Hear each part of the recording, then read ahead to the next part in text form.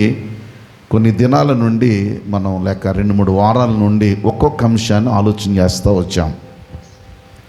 అపోస్తలుడైనటువంటి పౌలు గారు తిమోతికి రాసినటువంటి పత్రికలో ఎమర్జెన్సీ కాల్ అంటారు దీన్ని, అత్యవసరమైన హెచ్చరిక.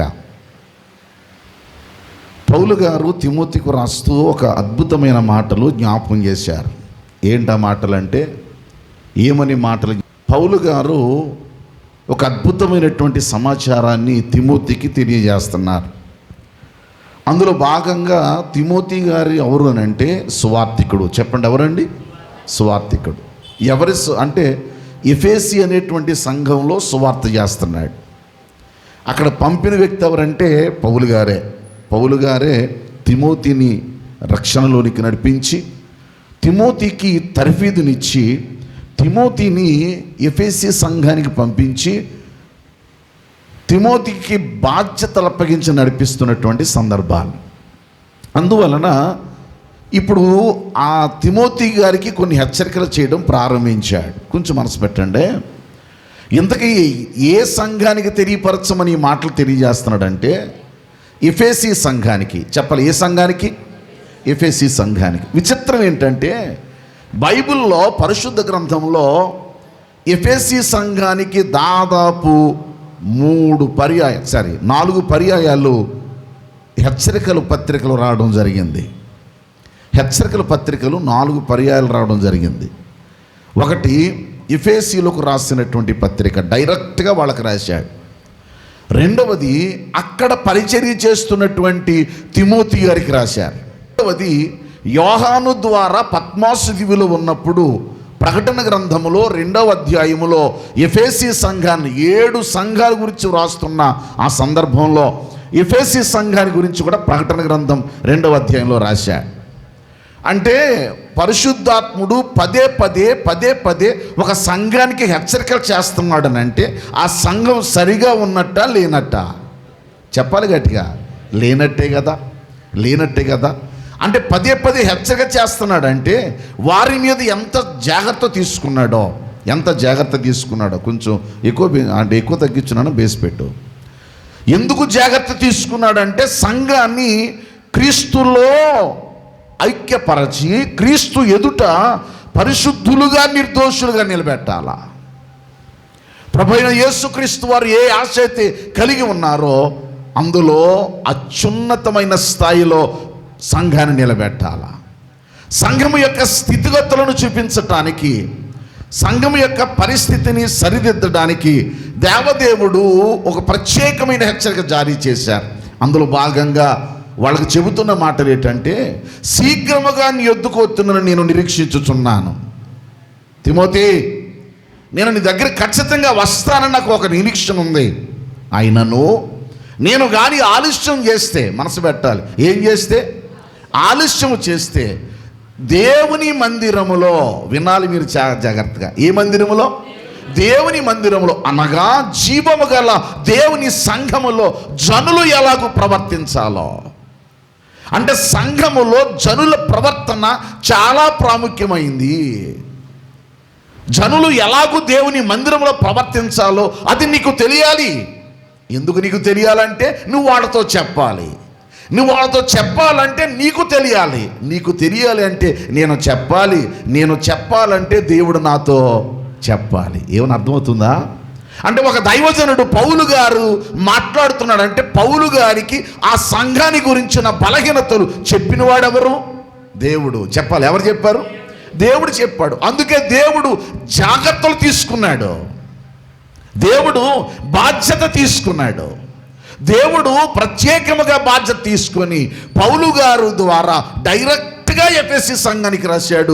పౌలు గారి ద్వారా అక్కడ పనిచేస్తున్న సువార్తికుడికి రాశాడు. అదే పరిశుద్ధాత్ముడు మహాదేవుడు పద్మాసు దీవులో ఉన్న యోహాను ద్వారా రాసి, సంఘమా మీరు జాగ్రత్తగా ఉండాలి అని హెచ్చరిక జారీ చేశాడు. ఒక విచిత్రమైన సంగతి చెప్తాను. ఇక్కడ హెచ్చరిక జారీ చేసి ఏమంటున్నాడు? అందరూ నాతో చెప్పండి, దేవుని మందిరములో.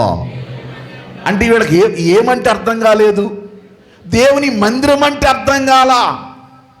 చాలాసార్లు మన జీవితాలలో, చాలాసార్లు మన ఆత్మీయ స్థితిలో మనము దేవునిలో ఉన్నాము కానీ, దేవునితో నడుస్తున్నాం కానీ, దేవునిలో ఎదుగుతున్నాం కానీ మనకి దేవుడు అంటే ఏంటో అర్థం కావడం లేదు. దేవుని మందిరం అంటే ఏంటో అర్థం కావడం లేదు. గడిచిన 2 వారాలలో మనం ఆలోచన చేసిన, లేక 3 వారాల్లో ఆలోచన చేసిన సంగతిని ఏంటంటే, మందిరము అనగా, మనసు పెట్టండి, మందిరం అనగా, దేవుని మందిరం అనగా దేవుని ఇల్లు. చెప్పండి, మందిరం అంటే ఏంటి? 1 వారం ఆలోచన చేశాం, 2 వారాలు ఏం ఆలోచన చేశాం? నిజానికి ఇంకా అదే వాక్యం ఆలోచన చేయాలి. ఏదది? యాకోబు యొక్క జీవితంలో దేవుని మందిరానికి గుర్చిన సంగతి. దేవుని మందిరం అంటే యాకోబు అంటాడు, భయపడి, వినాలి, ఏం పడి? ఎందుకయ్యా యాకోబు నువ్వు భయపడ్డావు దేవుని మందిరం అంటే? యాకోబు చెప్తాడు, అయ్యా ఎందుకు భయపడుతున్నాను తెలుసా? దేవుని మందిరం అంటే ఆ స్థలములో దేవుడు ఉన్నాడు. మనసు పెట్టాలి, ఎవరున్నారట? ఆ స్థలములో దేవుడు ఉన్నాడు. 2వది, అది దేవునిది. 3వది, అది పరలోకపు గవిని. మనసు పెట్టండి, ఏ గవినట? అది పరలోకపు గవిని.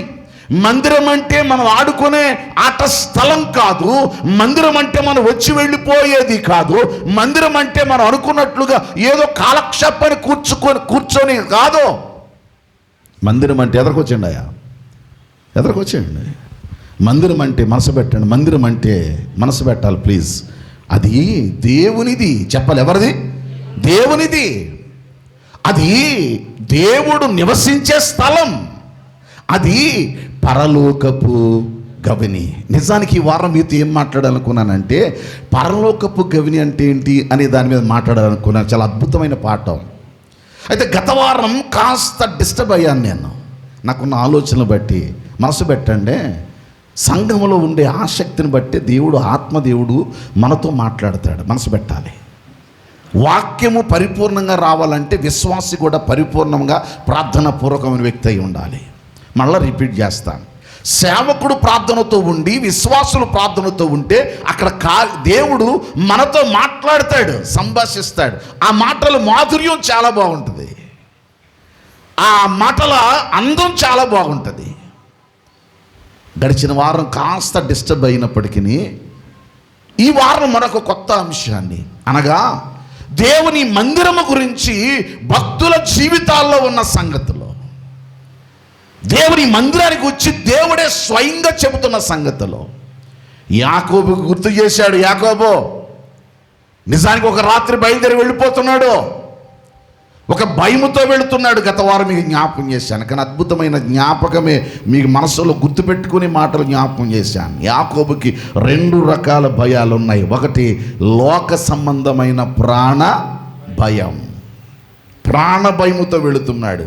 ఇప్పుడు ఎప్పుడైతే దేవుని ప్రత్యక్షత చూశాడో, ఎప్పుడైతే దేవుని యొక్క సన్నిధి కాంతిని గమనించాడో, అమ్మో ఇది ఎంతో భయంకరం.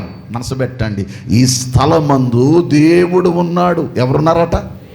ఇది దేవుడు ఉండే స్థలం, ఇది దేవునిది, దేవుని మందిరం, ఇది పరలోకపు గవిని అని గమనించి భయపడడం ప్రారంభించాడు. దేవుని మందిరానికి యాకోబు చెప్తున్న మాట్లాడు తెలుసా? అయ్యా మనం భయపడాలి. దేవుని మందిరానికి మనం ఏమవ్వాలి? చెప్పండి, భయపడాలి. దేవుని మందిరానికి మనం భయపడాలి, భయముతో రావాలి. దేవుని మందిరం అంటే మనం భయపడుతూ రావాలి. దేవుని మందిరానికి మనం లోబడాలి. దేవుని మందిరంలో ఉండే సంగతులను గురించి జ్ఞాపకం చేశాడు. అది దేవునిది.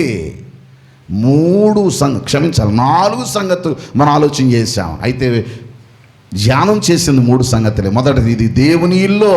మనసు పెట్టండి, ఎవరి ఇల్లు? దేవుని ఇల్లు. 2వది, ఈ స్థలం ముందు ఎవరు ఉన్నారు?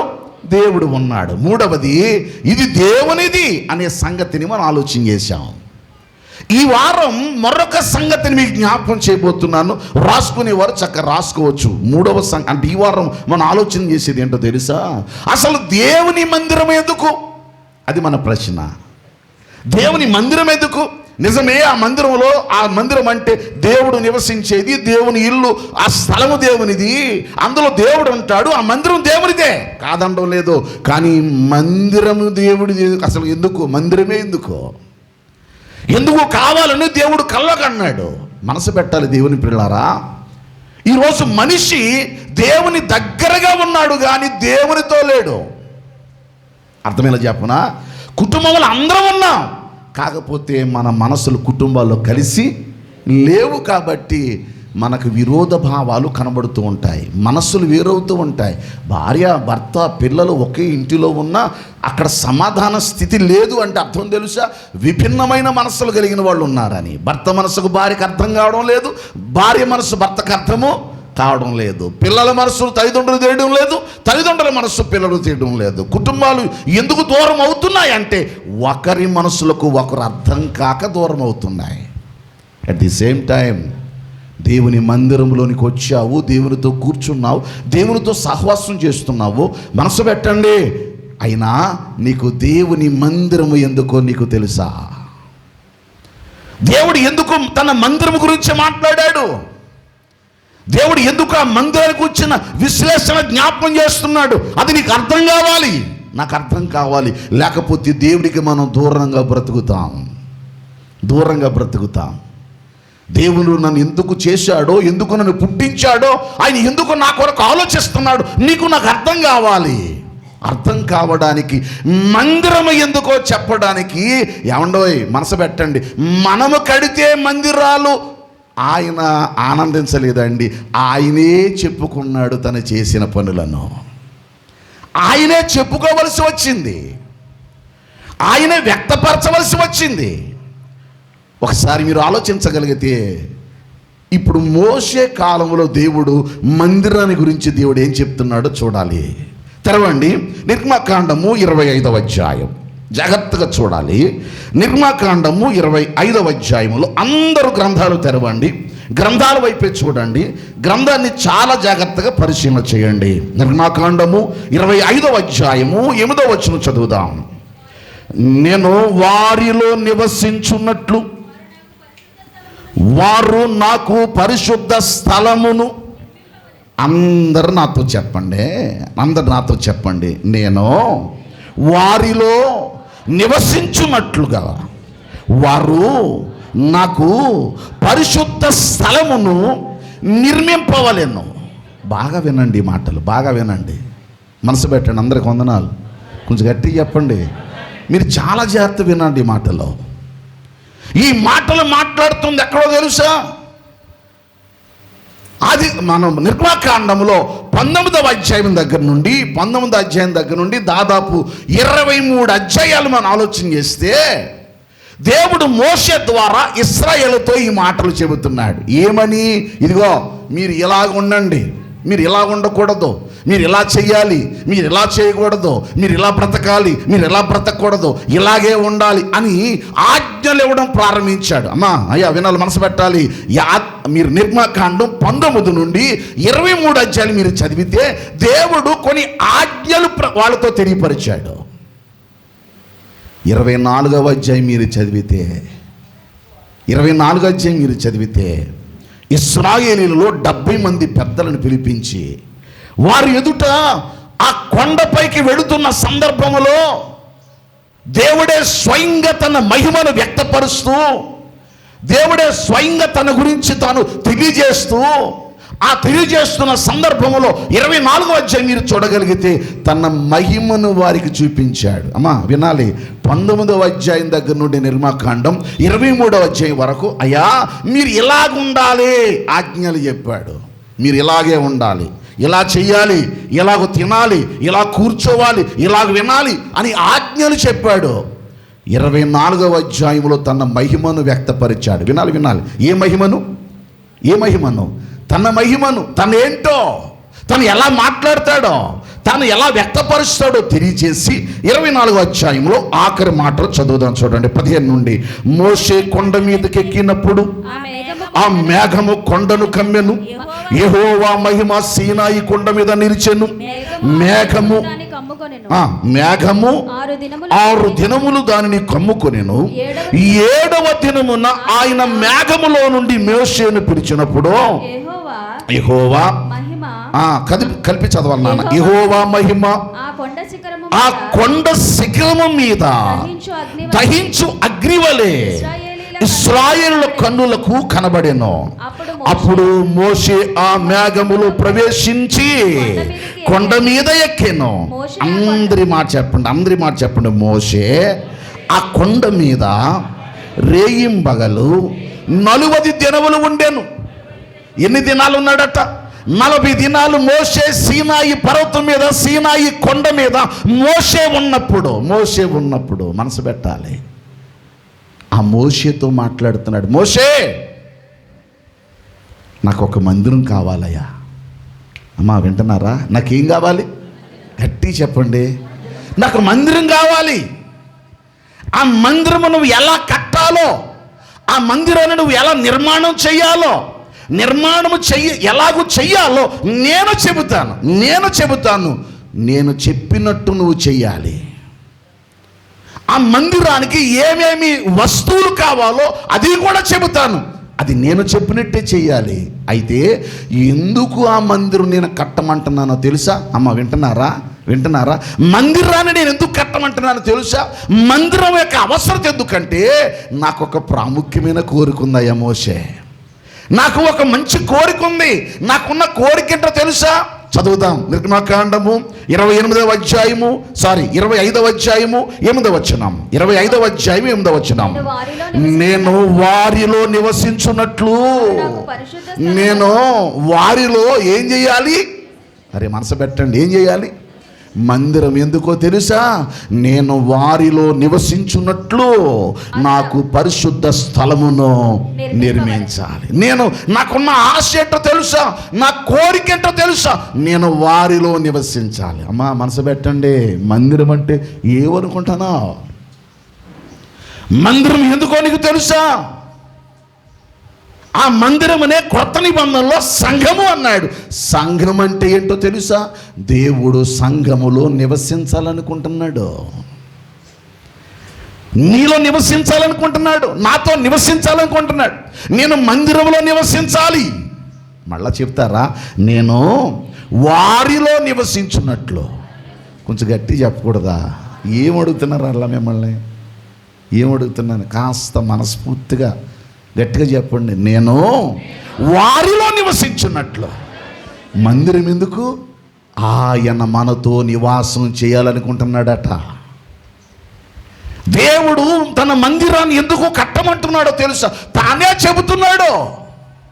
ఈ మాటలు వింటుంటే మీకు ఏమర్థమవుతుందో? ఈ మాటలు వాడలో వాడొచ్చునో తెలియడం లేదు, కానీ దేవుడికి మనం అంటే పిచ్చండి. దేవుడికి మనమంటే చెప్పలేని ఆశ అండి.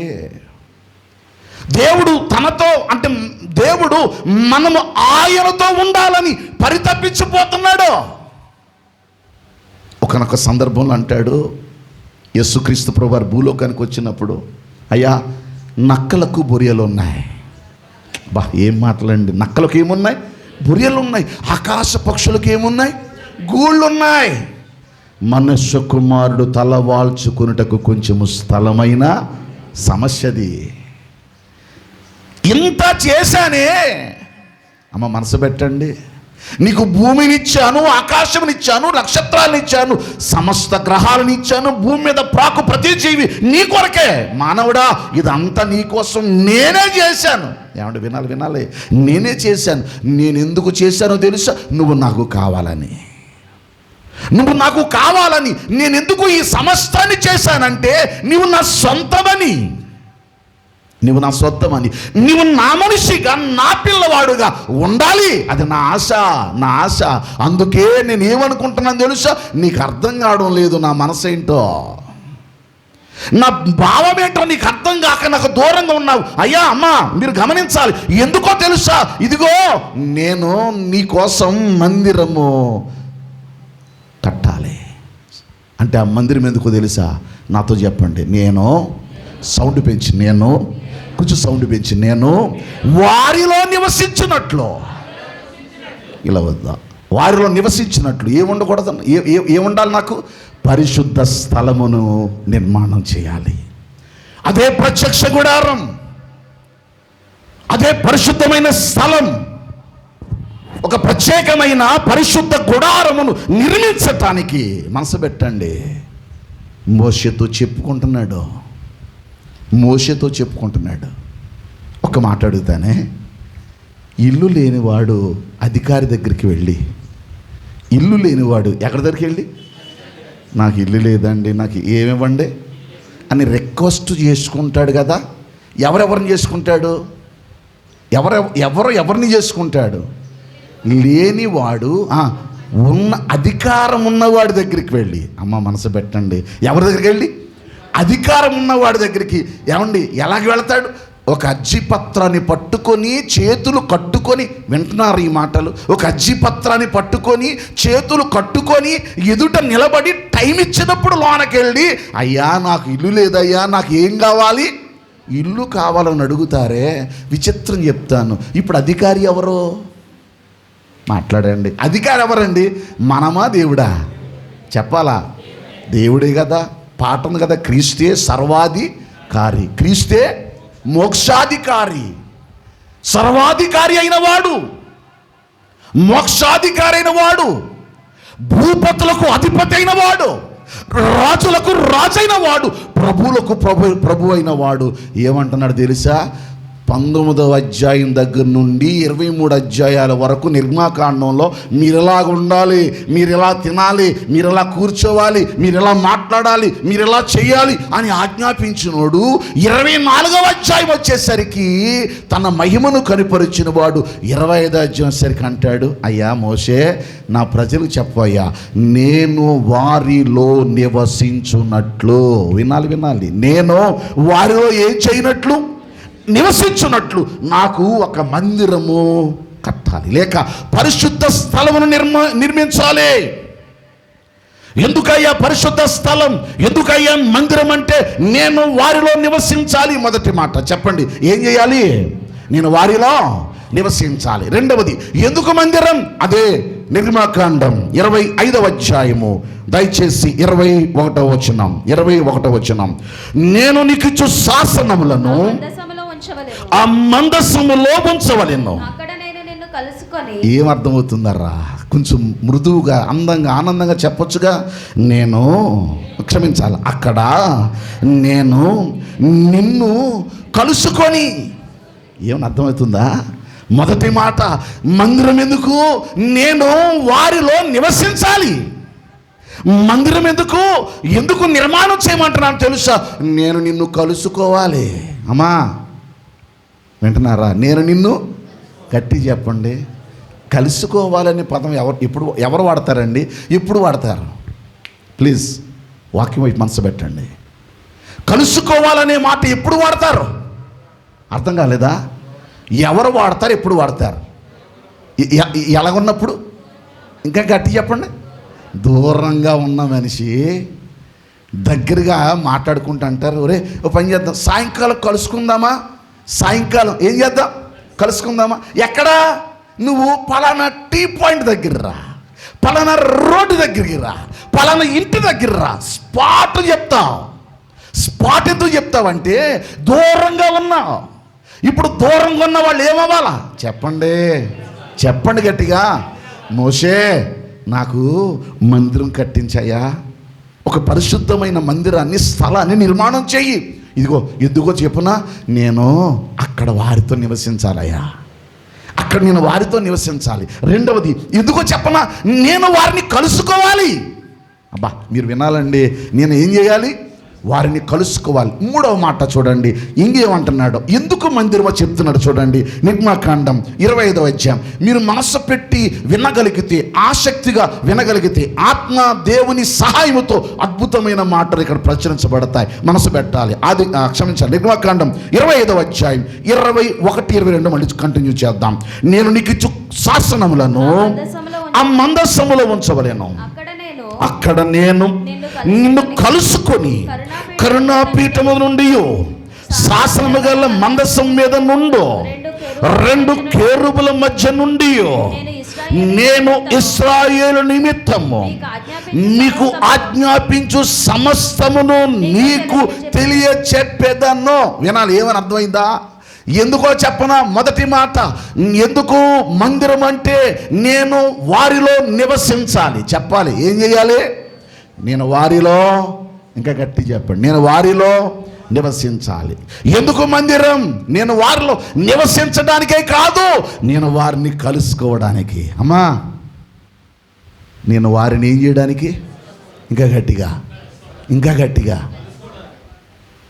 ఎంత ఆశ ఉండాలండి, ఎంత ఆశ ఉండాలి. గమనించండి, నువ్వు దేవుని సన్నిధికి వెళుతున్నావంటే, నువ్వు దేవుని సన్నిధికి వెళుతున్నావంటే ఆ ఉన్నతమైన దేవదేవుడు, సృష్టికర్త అయిన దేవదేవుడు నీకు ఆరోగ్యం ఇచ్చి, ఆహారం ఇచ్చి, ఆనందం ఇచ్చి, అందం ఇచ్చి, లోకంలో ఎందరో పడిపోతుండగా, చెడిపోతుండగా, పాడైపోతుండగా నీ కుటుంబాన్ని కాపాడుతూ సమృద్ధినిచ్చి నిన్ను పోషించిన నీ దేవుని దగ్గర రావడానికి ఎంత ఆశ ఉండాలండి. అమ్మో, ఈరోజు నేను ఎవరిని కలుసుకుపోతున్నాను? దేవుణ్ణి. నాలోకి ఎవరు వస్తున్నారు? దేవుడు వస్తున్నాడు. మూడో మాట ఏంటి తెలుసా? ఎందుకు మందిరం అంటే నేను వారితో మాట్లాడతాను. ఏమైనా అర్థమవుతుందా? మందిరం ఎందుకట? నేను వారిలో నివసించాలి. రిపీట్ చేయండి రా, నేను వారిలో నివసించాలి. అర్థం కావడం లేదా నా భాష? మందిరం ఎందుకు? నేను వారిలో నివసించాలి. మందిరం ఎందుకు? నేను వారితో కలిసి ఉండాలి. మందిరం ఎందుకు? నేను వారితో మాట్లాడాలి. ఎంత ఆశ అండి. నువ్వు దూరంగా ఉన్నావు. అమ్మా, ఎందుకు నేను కలుసుకోవాలనుకుంటున్నాడు తెలుసా? నువ్వు దూరం అయిపోయావు. నువ్వు వారికి దూరంగా ఉన్నావు. నువ్వు ఉన్నావు కానీ దూరంగా ఉన్నావు. ఇంట్లోనే ఉన్నావు. మాట్లాడుకోవడం లేదంటే అర్థం ఏంటి? మనసులు బాగాలేదనే కదా. మనసులు బాగాలేదనే కదా. మనసులు బాగోలేనప్పుడు మాట్లాడుకోలేం కదా. మాట్లాడుకోలేకపోతున్నామంటే మనసు పాడైంది కదా. ఇప్పుడు అంటాడు, అమ్మా వినాలి వినాలి అంటాడు ఆయన, ఇదిగో మోషే వాళ్ళకి చెప్పు, వాళ్ళ ఇష్టానికి విడిచిపెట్టు. ఇదిగో నాకు మందిరం ఒకటి నిర్మాణం చేయాలి. ఎందుకు నిర్మాణమో తెలుసా? నేను వారిలో నివసించాలి. ఎందుకు మందిరమో తెలుసా? నేను వారిని కలుసుకోవాలి. ఎందుకు మందిరమో తెలుసా? నేను వారితో చెప్పండి మాట్లాడాలి. నేను వారితో ఏం చేయాలి?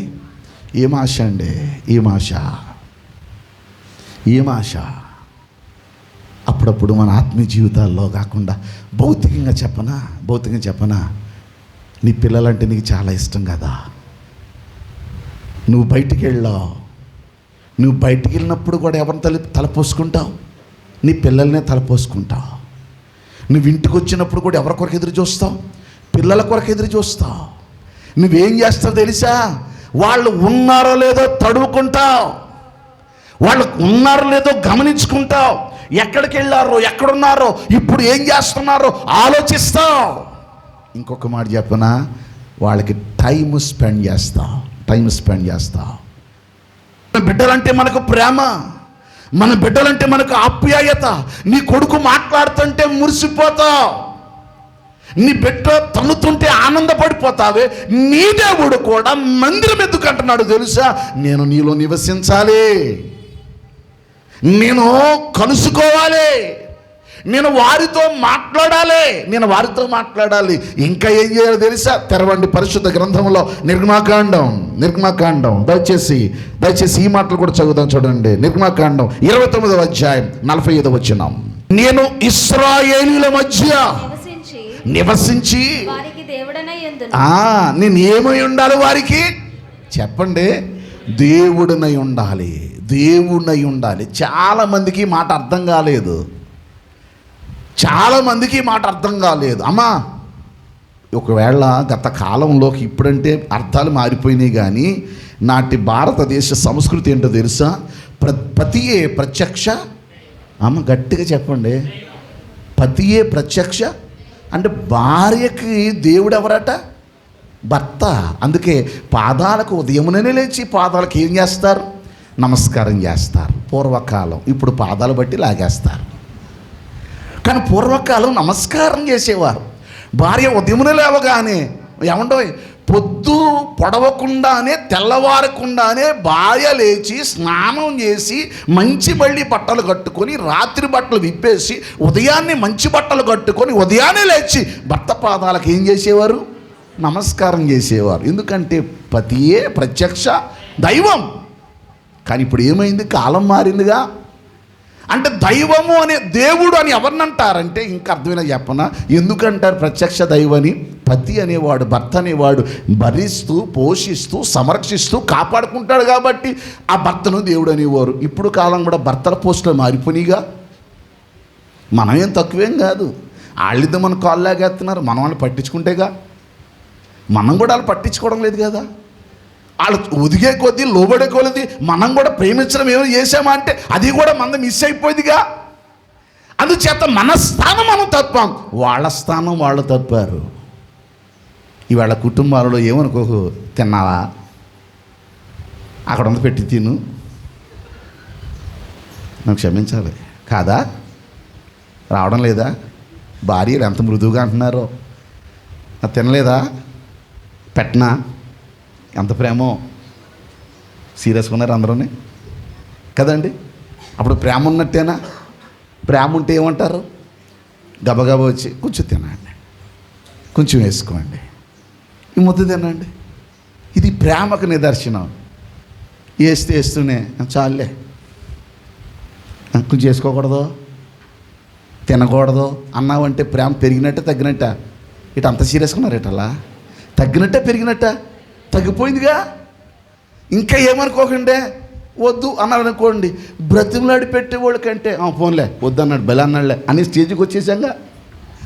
నిజం నిజం, పరిస్థితులు మారిపోయినాయి కదా. అంటే అర్థం ఏంటి? దేవుడు అనే పదానికి పోషకుడు సంరక్షకుడు అని అర్థం. నేను మీకు దేవుణ్ణి ఉంటానంటే అర్థం తెలుసా?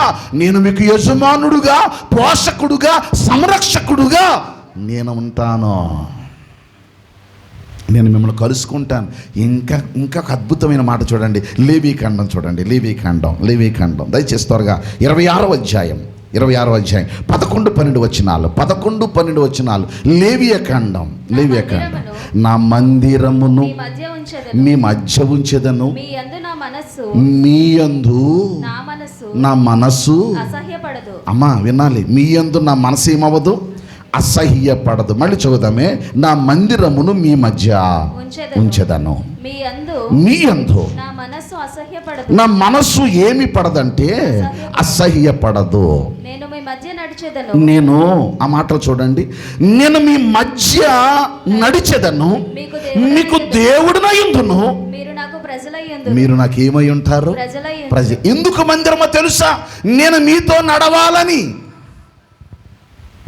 ఓ పాట ఉంది మీకు తెలుసా? ఏ పాట? ఆశయ వచ్చా చిన్న పాటరే అమ్మా, నేను పాడతానని. నీతో నేను నీతో నేను ఉండాలని. అందుకే నేర్చుకోమంటున్నాను కొత్త కొత్త పాటలు. నిజం.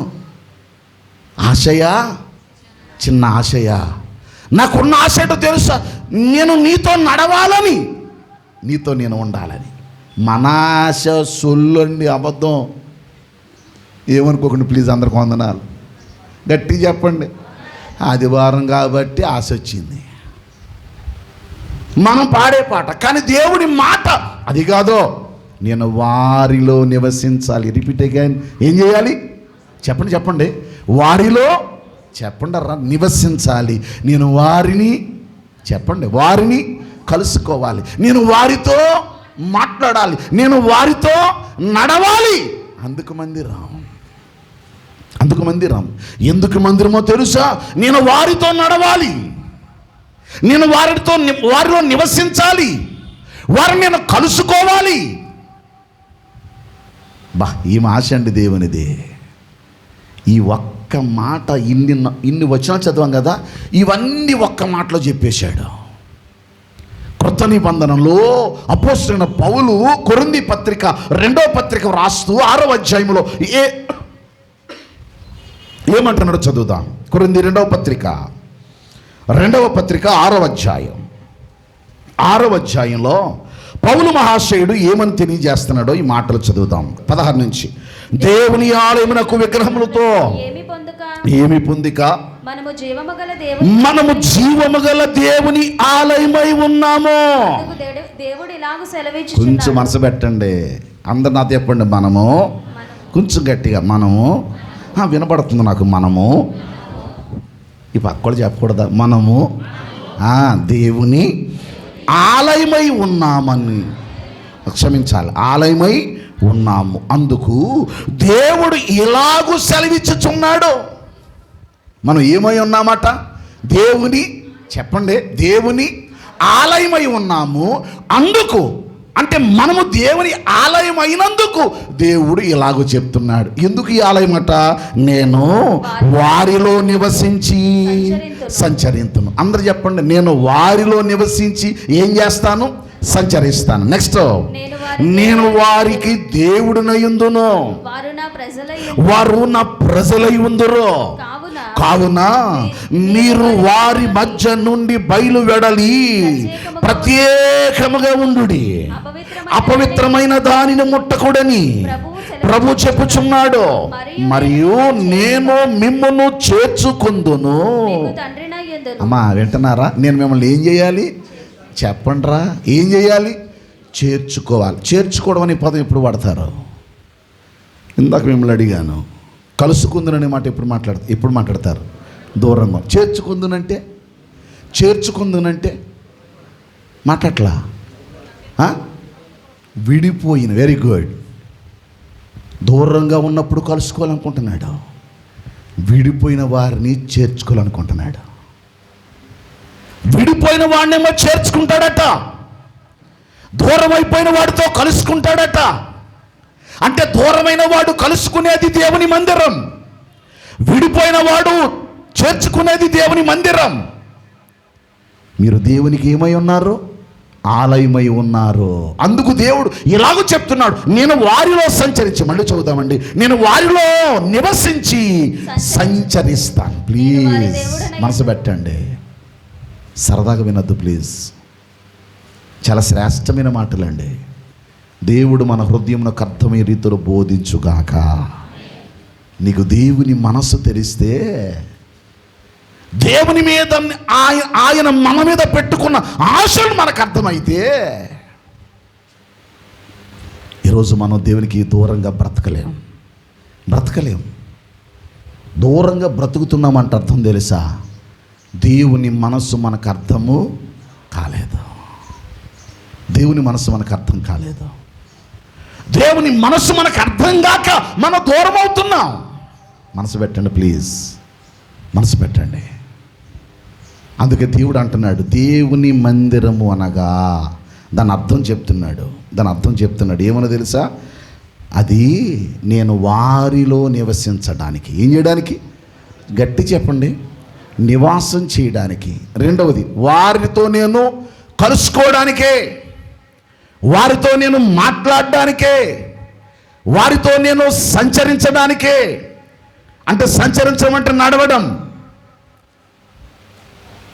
సంచరించడం అంటే మనతో ప్రయాణం చేయడం. ఆయన ఆశ. అందుకే నాకు ఒక పరిశుద్ధ స్థలమును నిర్మాణం చేయి, మందిరాన్ని కట్టు. మోషే మేఘము కమ్మగా సీనాయి పర్వతం మీద 40 దినాలున్న మోషేతో మాట్లాడుతున్న మాటలు ఇవి. ఇప్పుడు చెప్పండి, దేవుని మందిరం ఎందుకండి? దేవుడు మనతో, చెప్పండి, నివాసము చేయడానికి. మందిరం ఎందుకండి? దేవుడు మనతో కలుసుకోవడానికి. ఒక అధికారి వస్తున్నాడంటే ఎంత కంగారు పడిపోతావో. క్షమించాలి ప్లీజ్, క్షమించాలి. ఒక అధికారితో మాట్లాడడానికి, ఒక అధికారిని కలుసుకోవడానికి ఎంత ఆతృత పడిపోతావో. మన ఆత్మీయ జీవితంలో నీవు దేవుని మందిరమునికి రావడం అంటే అర్థం తెలుసా? నీవు దేవుణ్ణి కలుసుకోవడానికి వెళుతున్నావు. దేవుడు తన సింహాసనాన్ని విడిచిపెట్టి నీ దగ్గరికి వస్తున్నాడు. నీవు నీ సమస్తాన్ని, లోకాన్ని విడిచిపెట్టి ఎక్కడికి వెళ్తున్నావు? దేవుని దగ్గరికి వెళుతున్నావు. మీరు మనసు పెట్టాలి. ఇప్పుడు నేను మీకు అర్థమైందా చెప్పనా? దేవుని మందిరం అనగా వినాలి, మందిరం అనగా వినాలి. ఆయన కలుసుకొని, ఆయన మనతో సంచరిస్తూ, మనతో మాట్లాడుతూ, మనతో సహవాసము చేసే ఒక అద్భుతమైన ప్రదేశమే దేవుని మందిరం. అంత అద్భుతమైన మందిరాన్ని నిర్మాణం చేయడానికి, అంత అద్భుతమైన మందిరాన్ని కట్టడానికి మోషేతో చెప్తున్నాడు. వినాలే, ఏమో తెలుసా? అయ్యా, మందిరం అంటే ఏంటో చెప్పు నా వాళ్ళకే, నా ప్రజలకు మందిరం అంటే ఏంటో చెప్పు. రెండవది, ఆ మందిరాన్ని ఎలాగో నిర్మాణం చేయాలో కూడా చెప్పు. ఆ మందిరాన్ని ఎలా నిర్మాణం చేయాలో ప్రభు దీవిస్తే, ప్రభు కృప చూపితే, ఆల్రెడీ జంబూపట్నంలో ప్లాస్టిక్స్ కూడా అయిపోతున్నాయి. గ్లాస్ ఫిట్టింగ్స్, సీలింగ్, టైల్స్ 3 ఉంటాయి. దాని స్ట్రక్చర్ అంతా పూర్తయిపోతుంది. మన మందిరం కూడా పూర్తయిపోనుగాక. అయిపోద్ది, కంగారు పడకండి. ఏమి కంగారు పడద్దు. ఇది దేవుని మందిరం, ఇది దేవుని మందిరం. ఇప్పటికే చాలా నిర్లక్ష్యం చేసాం. అందులో ఏమాత్రం తిరగలేదు. దీని పట్ల నిజంగా శ్రద్ధ వహించలేదు. నన్ను కూడా మీరు క్షమించాలి. ఇది మందిరం, ఇదే నివసించేది, ఆయన కోరుకున్నది, మన పిలుచుకున్నది, ఏర్పరచుకున్నది సహవాసం చేయడానికి. ఇప్పుడు అంటాడు, నాయనా నాకు ఆశ అయితే ఇదయ్యా. వినండి అందరికీ వందనాలండి, ప్లీజ్ వందనాలు. కొంచెం గట్టి చెప్పండి, ఇంకా కొంచెం గట్టి చెప్పండి. రైట్, మనసులో పెట్టండి. మళ్ళీ చెప్తాను. నిర్గమాకాండం 19వ అధ్యాయం దగ్గర నుండి 23వ అధ్యాయం వరకు దేవుడు ఏమిచ్చాడు తెలుసా? ఆజ్ఞలు ఇచ్చాడు. చెప్పాలి, ఏమిచ్చాడు? మీరు ఇలా చేయాలి అన్నాడు. 24వ అధ్యాయంలో తన మహిమను వ్యక్తపరిచిన తరువాత అంటాడు, ప్లాన్ మారిపోయింది. ఇదిగో, నేను మీతో నివసించాలి, నేను మీతో సహవాసము చెయ్యాలి, నేను మీతో మాట్లాడాలి, నేను మీలో సంచరించాలి, నేను మీతో నడవాలి, నేను మీతో ఉండాలి. అయితే అమ్మా వినాలి. అయితే ఇదిగో, నా ఇష్ట ప్రకారం కాదు. ప్లీజ్ మనసు పెట్టండి. నేను నివాసం ఉండాలి అన్నా, నేను సంచరించాలన్నా, నేను మాట్లాడాలన్నా, నా మందిరంగా ఉండాలన్నా, ఇదిగో నా ఇష్ట ప్రకారం కాదు. రాత్రి దాదాపు 3 అయిపోయింది నేను ధ్యానం చేసేసరికి. అయ్యి బాబు, ఇంత ప్రణాళిక ఉందా? ఇప్పటి వరకు దేవుని ఆలోచన వేరు. 23 వరకు నిర్గమాకాండంలో 19వ అధ్యాయం నుండి 23 వరకు అధ్యాయాలు చదివితే ఆయన ఆజ్ఞలన్నీ వేరు. ఇక్కడ ఆజ్ఞ లేదండి, ఇక్కడ ఆజ్ఞ లేదు. ఇదిగో, నాకు మందిరం కట్టాలయ్యా. మందిరం యొక్క పర్పస్ ఇది, ఉద్దేశం ఇది. ఆ ఉద్దేశం నెరవేర్చబడాలంటే, నాకు మందిరం కట్టాలంటే నాకు 2 రకాల ప్రజలు కావాలి. వినాలి, ఎన్ని రకాల ప్రజలు అంటే, ఈరోజు మందిరంలో కూడా 2 రకాల ప్రజలు ఉండాలి. 2 రకాల ప్రజలు ఉండాలి. మందిరము దేవుడు నివసించాలా, దేవుడు నీతో సంచరించాలా, దేవుడు నీతో మాట్లాడాలా, దేవుడు నిన్ను కలుసుకోవాలా, దేవుని కృప నీపై ఉండాలి అంటే 2 రకాల ప్రజలు కావాలి. సమయం చాలదు కనుక ఒకే ఒక్క ప్రజను మీకు జ్ఞాపకం చేస్తాను. 2 రకాల ప్రజలు ఉండాలి. ఇప్పుడు వరకు తన ఇష్టాన్ని చెప్పాడు దేవుడు. ఎక్కడి నుంచి ఏం చెప్తాడు తెలుసా?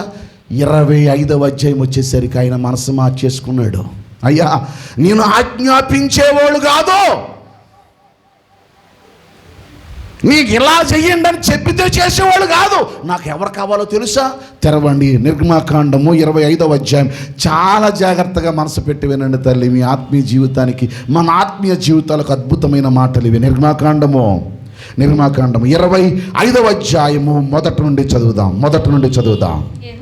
యెహోవా మోషేకు ఇలాగు సెలవిచ్చెను,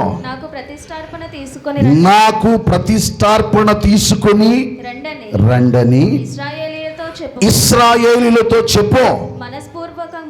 ఏమంటే వినాలి. ఈ మాటలు కూడా చాలా జాగ్రత్తగా చదవాలి అమ్మా, కానీ మనసు పెట్టండి. యెహోవా మోషేకు ఇలాగూ సెలవిచ్చాను. ఆగి అక్కడ ఏముందో చూడండి మీరు ఒకసారి. డాష్ పెట్టాడు దాని ముందు. అప్పుడు ఎలా కావాలి? దేవుడు మాట్లాడుతున్న పాత్రలోకి వెళ్ళిపోవాలి. నాకు ప్రతిష్టార్పణ తీసుకొని రండని ఇశ్రాయేలీయులతో చెప్పు. మనఃపూర్వకముగా. అది ఎలా తేవాలో తెలుసా? నాతో గట్టి చెప్పండి. మనఃపూర్వకముగా. నాకు వినబడింది కదా, మనఃపూర్వకముగా. కొంచెం వినబడినట్టు నటించారు కదా, ఇంకా కొంచెం పెంచండి. మనఃపూర్వకముగా అర్పించు ప్రతి మనుషుని యొద్ద దాన్ని తీసుకొనవలెను. అయ్యా, నేను నివసించాలి అంటే, అమ్మమ్మ ప్లీజ్ ప్లీజ్ ప్లీజ్ వినండి, నేను నివసించాలి అంటే, నేను సంచరించాలి అంటే, నేను నడవాలంటే, నేను కలిసి ఉండాలంటే మీరేం చేయాలో తెలుసా? మీరేం చేయాలో తెలుసా? మనఃపూర్వకముగా. ఏమండి, మనసు పెట్టండి ప్లీజ్. ఎలాగనండి? మనఃపూర్వకముగా అర్పించు ప్రతి మనుషుని యొద్ద దాన్ని తీసుకొనవలెను. మనఃపూర్వకముగా అర్పించు. అమ్మా వింటున్నారా? ఇంతవరకు ఆజ్ఞాపించిన దేవుడు, మనసు పెట్టండి, ఇంతవరకు మళ్ళీ చెప్తున్నాను, నిర్మాకాండము 19వ అధ్యాయం నుండి 23 అధ్యాయుల వరకు ఏమున్నాయి? ఆజ్ఞలే ఉన్నాయి. కానీ ఇక్కడి నుంచి ఏమన్నా తెలుసా? ఆజ్ఞలు లేవు. తన మహిమను కనుపరిచి మోషేను సీనాయి పర్వతం మీద పైకి పిలిచి 40 దినాలు అక్కడ ఉంటుండగా తాను ప్రత్యక్ష గుడారమును కట్టబోతున్న ఆ గుడారపు విధానాన్ని చెప్పడానికి ముందుగా మందిరం ఎందుకో చెప్పంటాడు. ఆ మందిరము ఎవరు పడితే వాళ్ళు కట్టడానికి వీలు లేదు. చాలా జాగ్రత్తగా వినాలి. ఎవరు పడితే వాళ్ళు కట్టడానికి వీలు లేదు. ఎవరు ఉండాలో తెలుసా?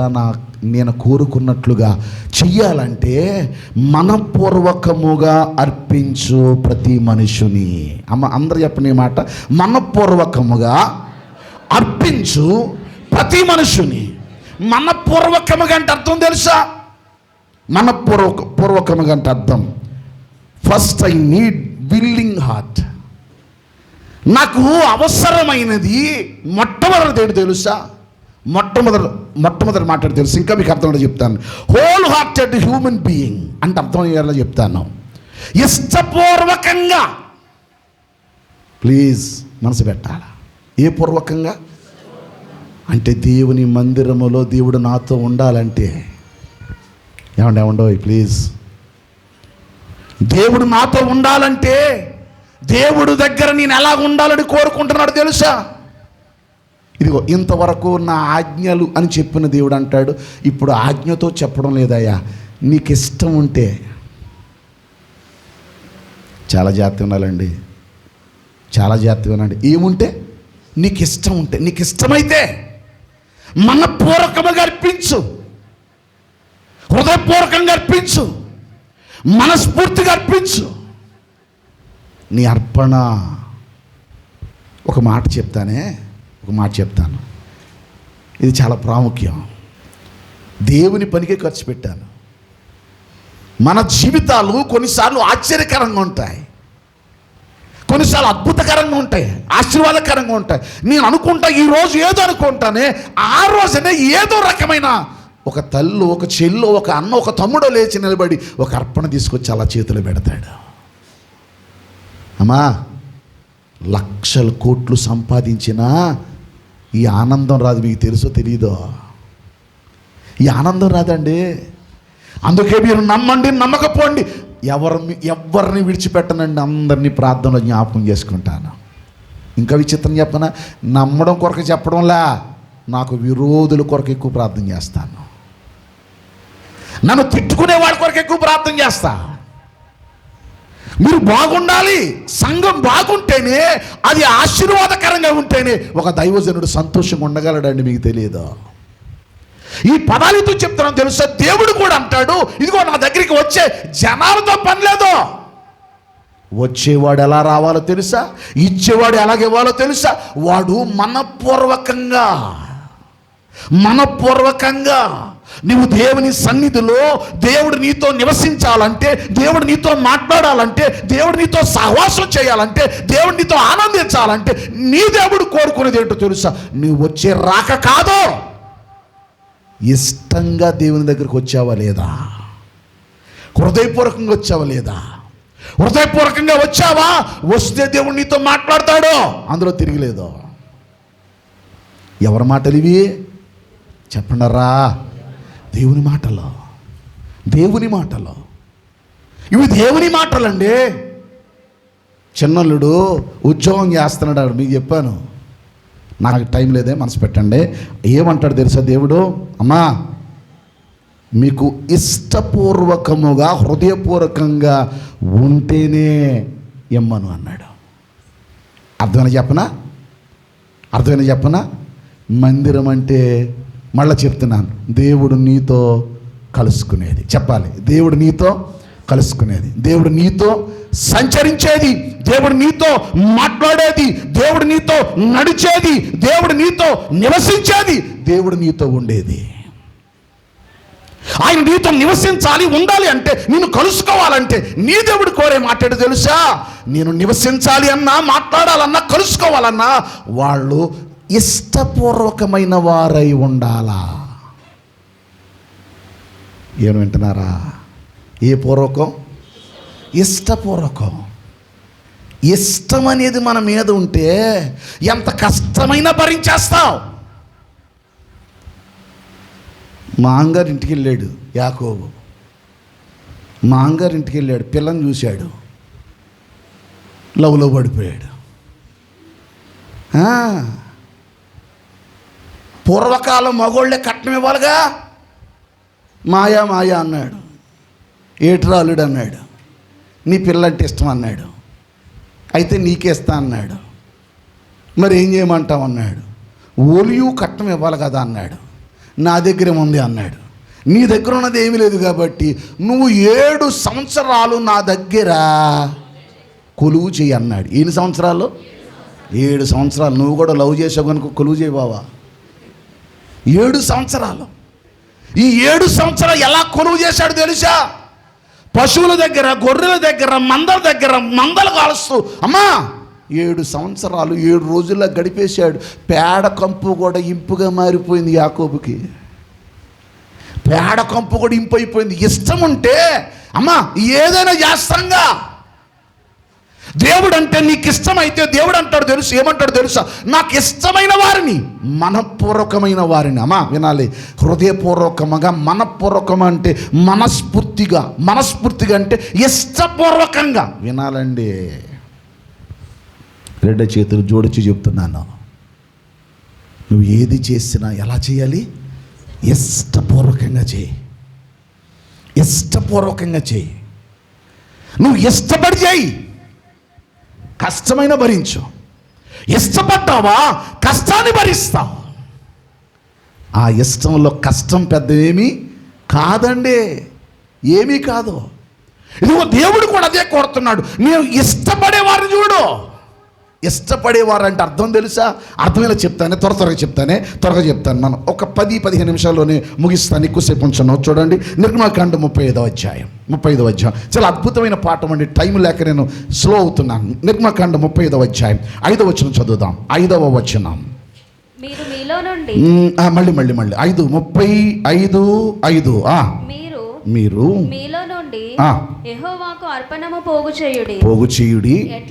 ఎట్లనగా బుద్ధి పుట్టిన ప్రతివాడు, అందరూ నాతో చెప్పండి, బుద్ధి పుట్టిన ప్రతివాడు యెహోవా సేవ నిమిత్తము. అమ్మా మళ్ళీ చెప్పండి, బుద్ధి పుట్టిన ప్రతివాడు అంటే ఇష్టం అంటే ఏం పుట్టాలా? అది బుద్ధి పుట్టాలా. ఈవేళ ఆదివారం. అమ్మా ఏమనుకోకుండా, మీ అందరికి వందనాలు. కొంచెం గట్టిగా, ఏం పుట్టాలా? బుద్ధి. కొడుకు తండ్రి దగ్గరికి వెళ్ళి, డాడీ నాకు వాటా ఇచ్చేయి. ఎందుకురా అని అడిగాడా? అడగలా. తండ్రి ఆస్తిలో వాటా ఇచ్చేశాడు.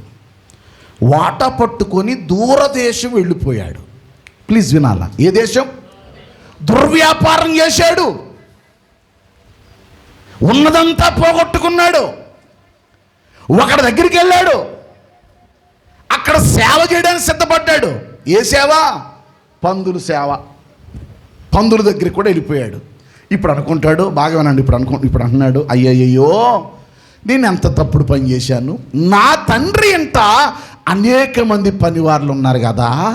ఎప్పుడు అనుకున్నాడు అంటే, అందరూ నాకు చెప్పండి, బుద్ధి వచ్చినప్పుడు. గట్టిగా సౌండ్ పెంచి చెప్పండి. బుద్ధి వచ్చినప్పుడు. ఇంకా కొంచెం సౌండ్ పెంచి, బుద్ధి వచ్చినప్పుడు. ఏమొచ్చినప్పుడు? మరి అంతకుముందు చేసిన పని చెప్పండి. బుద్ధి లేని పని. బుద్ధి లేదు కాబట్టే తండ్రికి దూరం అయ్యాడు. బుద్ధి లేదు కాబట్టే దూరదేశం వెళ్ళిపోయాడు. బుద్ధి లేదు కాబట్టే పందులు దాకా వెళ్ళిపోయాడు. బుద్ధి లేదు కాబట్టే బ్రతికాడు. ఇప్పుడు ఏమొచ్చింది? బుద్ధి వచ్చింది. ఇప్పుడు ఏమన్నాడు తెలుసా? అయ్యా, ఎక్కడెక్కడికో వెళ్ళి బతికినాడుకోవడం ఎందుకు? మా నాన్న దగ్గరికి వెళ్తాను. ఎలాగో నేను కొడుకు అనిపించుకోలేదు కదా, ఎలాగూ తండ్రికి ఇచ్చే విలువ ఇవ్వలేదు కదా, నేను వెళ్ళి నానా నీకును పరలోకమందున తండ్రికి విరోధంగా నేను పాపం చేశాను, నీ కొడుకు అనిపించుకోను, నానా ఇదిగో నీ పన్నోళ్ళలో ఒక్కడగా పెట్టుకుంటావా అని మా నాన్న అడుగుతాను. అది బుద్ధి, అది బుద్ధి. ఇప్పుడు మా నాన్న దగ్గరికి వెళ్ళాలి. అమ్మ మనసు పెట్టండి రా. ఎక్కడికి వెళ్ళాలి చెప్పండి గట్టిగా. ఇప్పుడు ఏ స్థాయికి వచ్చాడు? కొడుకు అనే స్థాయి దగ్గర నుంచి కూలోడు అనే స్థాయికి వచ్చేసాడు. ఈ కూలి పని ఏదో ఆడి దగ్గర చేసే బదులు నా తండ్రి ఇంటి దగ్గరికి వెళ్ళిపోయి మా నాన్న దగ్గర కూలి పని చేసుకొని బతికితే అది సంతృప్తం కదా, అది సంతృప్తి కదా. మా నాన్న దగ్గరే బ్రతుకుతాను అని బయలుదేరి కూలోడుగానైనా ఉండాలని అడుక్కుందామని బయలుదేరి వచ్చాడు. ఈ మాట రావడానికి అతనికి బుద్ధి వచ్చింది. అమ్మా వినాలి. దేవునికి ఎప్పుడు ఇష్టపడతావో తెలుసా?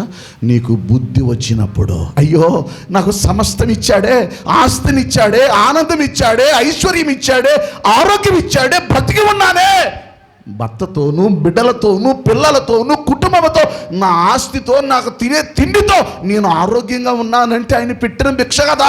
అయ్యో, నేను దేవుని సన్నిధికి వెళ్ళాలి, ఆయన నాలో నివసిస్తానంటున్నాడు, నాతో ఉంటానంటున్నాడు, నాతో నడుస్తానంటున్నాడు, నాతో మాట్లాడతానంటున్నాడు. ఆయన ఆశ తీర్చాలంటే నా దేవుని సన్నిధికి వెళ్ళాలనే తృష్ణ ఆశ మనలో ఉండాలి కదండి. ఉందా? నా దేవుని దగ్గరికి వెళ్ళాలి అన్న ఆశ, ఆతృత నీలో ఉందా? ఉంటే ఆగుతావా? పరిగెత్తుకొని వచ్చేస్తావు కదా. నా దేవుడు అంటాడు, అమ్మా మందిరం అంటే ఏమనుకుంటున్నావు?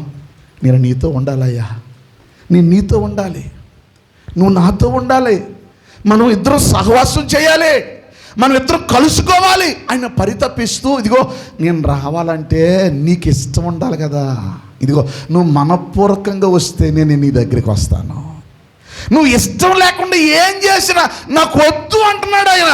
అబ్బో, ఈ మాటలు మీకు ఏం అర్థమవుతున్నాయో? సేవ నీకు ఇష్టం లేదా? మానే. నాకు వద్దు. పాఠం ఇష్టం లేదా? మానే. చదవడం ఇష్టం? మానే. సన్నిధికి రావా? మానే. దూరంగా ఉంటాం? మానే. కానీ వచ్చావా? ఖచ్చితంగా ఇష్టపూర్వకముగా రా. ఎందుకంటే నీ దేవుడిని కలుసుకుంటున్నావు.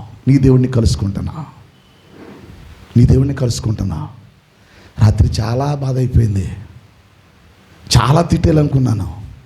మా సన్నిని కూర్చున్నాడు, ఎదురుగా భోజనం చేస్తున్నాను, నా ఎదురుగుండా కూర్చున్నాడు. బాబో, సంఘం గురించి ఆలోచించు. చాలామంది హృదయాలు ఆనందకరంగా లేవు. చాలామంది ఏవేవో ఊహించుకుంటున్నారు, ఏవేవో మనసులు దూరం అయిపోయాయి. మనుషులు ఉన్నా మనసులు దూరం అయిపోయాయి. అరే, ఎందుకు కారణాలు మనకు తెలియదు. నువ్వు ఏవేవో కారణాలు అనుకుంటున్నావేమో, ఒక్కసారి అంతరంగంలోకి వచ్చాయి. దేవా, ఇదిగో నేను దేవుని సన్నిధిలో ఇష్టంగా ఉన్నానా? ఇష్టంగా వింటున్నానా? నీ దేవుడు ఏమంటున్నాడు తెలుసా? మందిరం అంటే ఇష్టపడి చేసేదండి, ఇష్టపడి చేసేది. ఇష్టపడి దేవుడే వాడుకుంటాడండి బాబు. దేవుడు వాడుకుంటాడు. ఏమంటే ఆయన అంటాడు, నేను మీతో సంచరించాలి, మీలో నివసించాలి, మీతో ఉండాలి, మీతో నడవాలి, మీతో నేను సహవాసం చెయ్యాలి. ఆయన ఆశ. మీరు నమ్ముతారా? అంతకుముందు నేను ప్రసంగానికి వెళ్ళాను, జగన్నాయకులపాలెం. ప్రసంగం మాట్లాడలేకపోయాను. భోజనం పెట్టారు, చాలా ప్రేమిస్తారు వాళ్ళు, అద్భుతమైన దైవజనులు. పెద్ద అయిన తండ్రి ఇంకా ఉన్నాడు, పిల్లలు మంచి సేవ చేస్తున్నారు. ఆ పిల్లలిద్దరు కూడా మిషనరీస్ అండి. వాళ్ళకి మిషన్ వర్క్ ఉంది, ఏజెన్సీ ప్రాంతాల్లో పరిచర్య చేస్తారు, అక్కకలాడుతూ పిలుస్తారు. నన్ను చాలా ఒక ఉన్నతమైన గౌరవం ఇస్తారు వాళ్ళు.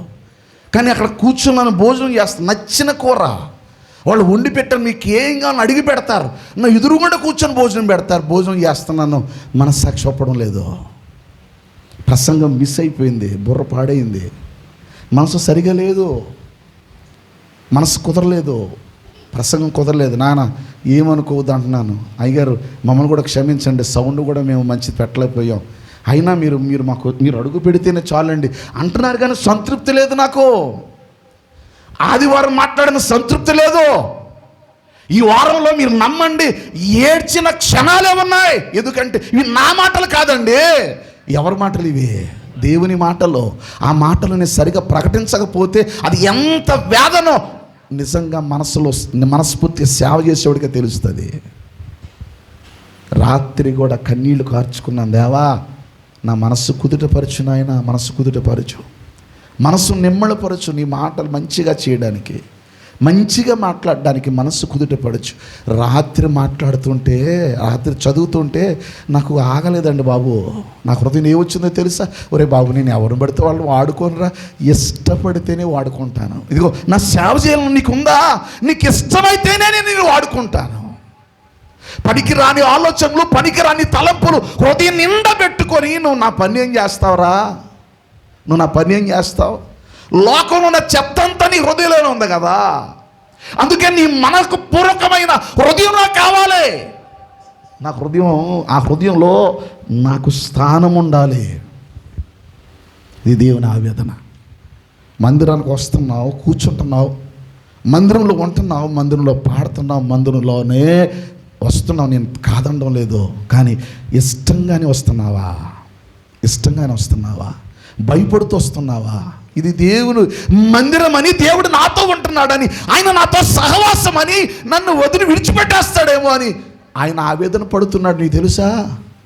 ఆవేదన పడుతున్నాడు, నీకు తెలుసా? నువ్వు నిర్లక్ష్యంగా ఉన్నంతసేపు ఆవేదన పడుతున్నాడు, ఆవేదన పడుతున్నాడు. ఆయన కన్నీళ్లు కారుస్తున్నాడు. ఆయన మనసు నీకు అర్థమవుతుందా? నువ్వు గ్రహించావా? ఆలోచించావా? ఇష్టపడి పని చేస్తే, ఒకడు అంటున్నాడు కదా, గబగబాలు వచ్చాడు, దారి పక్కన ఉంటున్నాడు, అలాగే వెళ్ళిపోతున్నాడు. యేసుప్రభు అలాగే వెళ్ళిపోతున్నాడు. వాడు రోడ్డు పక్కన కూర్చొని ఒళ్ళంతా కుష్ఠవ్యాధితో ఉండి వాడు ఏం చెప్పుకోలో తెలియక వాడు వాడుతున్న పదమేంటో తెలుసా? అయ్యా అయ్యా అయ్యా, నీకు ఇష్టమైతే నన్ను శుద్ధినిగా చెయ్యయ్యా, నీకు ఇష్టమైతే. ప్రభు అంటాడు, వీడు మాట రాగానే ప్రభు వాడిన పదవి తెలుసా? నాకు ఇష్టమే. నువ్వు అడగడం ఆలస్యం అయ్యా, నాకు ఇష్టం. నువ్వు వెంటనే ఏం కావాలి చెప్పండి ప్లీజ్, ఏం కావాలి?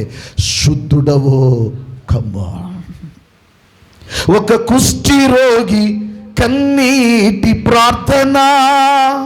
ఏ ప్రార్థన? కన్నీటితో అడుగుతున్నాడయ్యా, నీకు ఇష్టమైతే నన్ను శుద్ధునిగా చేయగలవా? నన్ను శుద్ధినిగా చేయగలవా? నా మనస్సు మారుస్తావా? మనపూర్వకమైన ఆరాధన చేయడానికి అవకాశం ఇస్తావా? మనపూర్వకంగా నీ సన్నిధికి రావడానికి భాగ్యం ఇస్తావా? నీకు ఇష్టమైతే నన్ను వాడుకుంటావా? నీకు ఇష్టమైతే నన్ను పాత్రగా చేస్తావా? ఒక కుష్టి రోగి, ఊరికి దూరముగా, ప్రజలకు దూరముగా, శరీరం అంతా రోగంతో, వ్యాధితో ఉన్నవాడు, వాడు మాట్లాడుతున్నాడే. ఒకవేళ నీకు శరీర సంబంధమైన రోగం లేదు, కానీ నీ హృదయంలో చాలా రోగాలు ఉన్నాయి. పైకి బాగున్నావు, హృదయం నిండా దురాలోచనలు ఉన్నాయి, హృదయం నిండా తలంపులు వేరేగా ఉన్నాయి, హృదయం నిండా మనసు పాడైపోయింది. ఇప్పుడు కూర్చున్నావు కానీ నీ మనస్సు కుదుటలేదు. తల్లి, నా మాటలు కాదు, ఇది దేవుని మాటలు. మనసు పెట్టు ప్లీజ్, మనసు పెట్టు. ఆయన హృదయం చూస్తున్నాడు. మనపూర్వకమైన వ్యక్తులు కావాలంటున్నాడు. ఇష్టపూర్వకంగా ఉంటేనే తీసుకురమ్మను. మీకు ఏం అర్థమవుతుందో? ఇండైరెక్ట్గా ఏమంటున్నాడు? ఇష్టం లేకపోతే వద్దు. ఇష్టపడితేనే చెయ్యి, ఇష్టమైతేనే ఉండు. అంటే ఇంతవరకు ఆజ్ఞాపించిన దేవుడు ఆజ్ఞాపించడం లేదు, అర్జిస్తున్నాడండి. సర్వాధికారి అయిన దేవుడు, సర్వం సృజించిన నీ దేవుడు, నీ కన్న తండ్రి నీ హృదయం కోరుకుంటున్నాడు. నీ హృదయం కావాలని. ఎందుకంటే ఈ హృదయం అన్నిటికంటే మోసకరమైనది, అది ఘోరమైన వ్యాధి కలది. మార్క్స్ వార్త 7:28 ఏమంటాడు తెలుసా? లోపల నుండి అనగా మనుషుల హృదయంలో నుండి దురాలోచనలు, జారత్వాలు, దొంగతనాలు, 13 రకాల జబ్బులు రాశాడు అక్కడ. హృదయాలు పాడైన స్థితి, చెడిపోయిన స్థితి. వాళ్ళతో మాట్లాడుతున్నాడు. గమనించాలి ప్లీజ్. వాళ్ళతో మాట్లాడుతున్నాడు. వాళ్ళకి మనపూర్వకంగా ఉన్న వాళ్ళని తీసుకురా, వాళ్ళని తెమ్మను, నాకు ఏమేమి కావాలో వాళ్ళు తెచ్చి. అంటే అక్కడ రాశాడండి. ఇప్పుడు చూడండి ఒకసారి నిర్మకాండంలో అదే 35వ అధ్యాయం 20వ వచనం. ఇశ్రాయేలు సమాజమంతయు మోషే ఎదుట నుండి వెడలిపోయాను.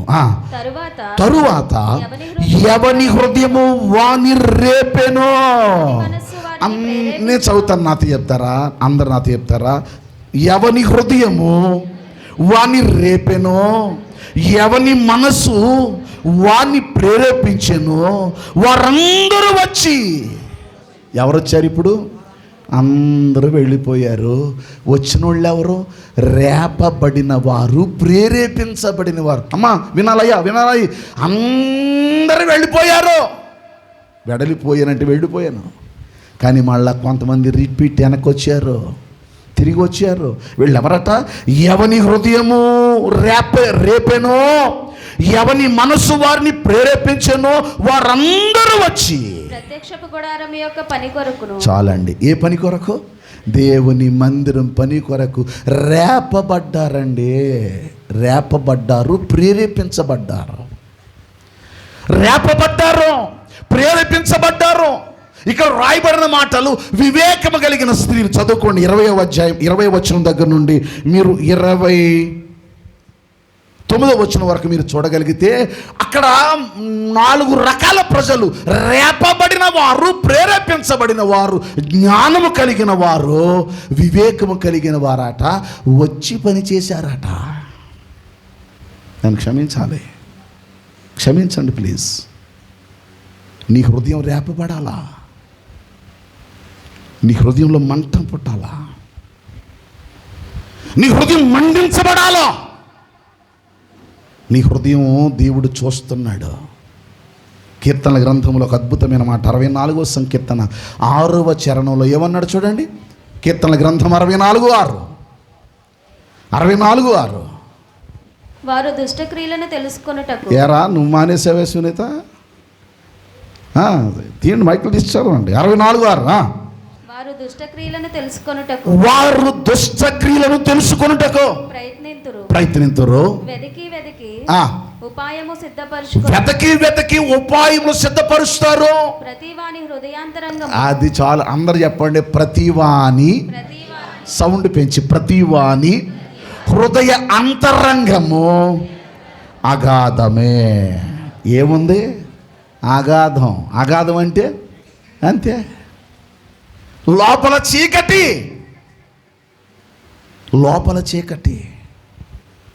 సంఘం ఎలాగుందో దేవుడు ఏమంటున్నాడు తెలుసా? చాలా బ్యూటిఫుల్గా ఉంటాయండి మాటల్లో. రాసుకుని ఇంటికి చదవండి, పరమగీతాలు తెరవండి, చాలా బ్యూటిఫుల్గా ఉంటాయి. చూడండి దేవుడు ఏమంటున్నాడో, సంఘం ఏమంటుందో చెప్తాం. చూడండి సంఘం ఏమంటుందో. 5వ అధ్యాయం దేవుడు ఏమంటున్నాడో మనకు తెలియాలి, సంఘం కూడా ఏమంటుందో తెలియాలి. పరమగీతాలు 5వ అధ్యాయం 5వ అధ్యాయములో 2వ వచనం చదువుదాం. 2వ వచనం 5వ అధ్యాయము 2వ వచనం. నేను నిద్రించి తినే గాని నా మనసు మేలుకొని ఉన్నది. నా సహోదరి, నా ప్రియురాలా, నా పావురమా, నిష్కలంకురాలా. అబ్బా మీరు వినాలి, సంఘంతో మాట్లాడుతున్నాడు. వినండి, చాలా బ్యూటిఫుల్గా ఉంటుందండి మాటలు, చాలా బ్యూటిఫుల్గా ఉంటాయి. బాగా వినండి. నా సహోదరి, నా ప్రియురాలా, నా పావురమా, నిష్కలంకురాలా, ఆలకింపుము. నా తల, అమ్మా నా తల దేనికి తడిచింది? గట్టి చెప్పండి. సందర్భం చెప్తాను, జాగ్రత్తగానండి. ప్రియుడు అనేవాడు ఎక్కడ ఉంటాడు? లోపల ఉంటాడా, బయట ఉంటాడా? అర్థం కాలేదా? మనకిష్టమైన వాళ్ళు బయట ఉంటారా లోపల ఉంటారండి? వచ్చారండి అమ్మా వినాలి. మనకిష్టమైన వాళ్ళు ఇంటికి వచ్చారు, బయట పెట్టి మాట్లాడతావా, లోనికి పిలుస్తావా? గట్టిగా, ఇంకా గట్టిగా చెప్పండి.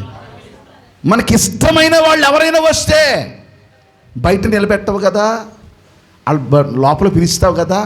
వచ్చినోడు ఏమని వచ్చాడంటే, ఈ వ్యక్తి నా ప్రియురాలు, నాకు ఇష్టమైనది. అమ్మా ఎవరో తెలుసా? ప్రియుడు యేసుక్రీస్తు ప్రభు, ప్రియురాలు సంఘం. ఎక్కువసేపు లోతులకు వెళ్ళడం టైం లేదు. ప్రియుడు యేసుక్రీస్తు ప్రభు, ప్రియురాలు ఎవరో తెలుసా? సంఘం. చాలామంది పరమగీతాలు తీసుకొని సెల్ ఫోన్లో లవ్కి ఉపయోగించుకుంటున్నారు.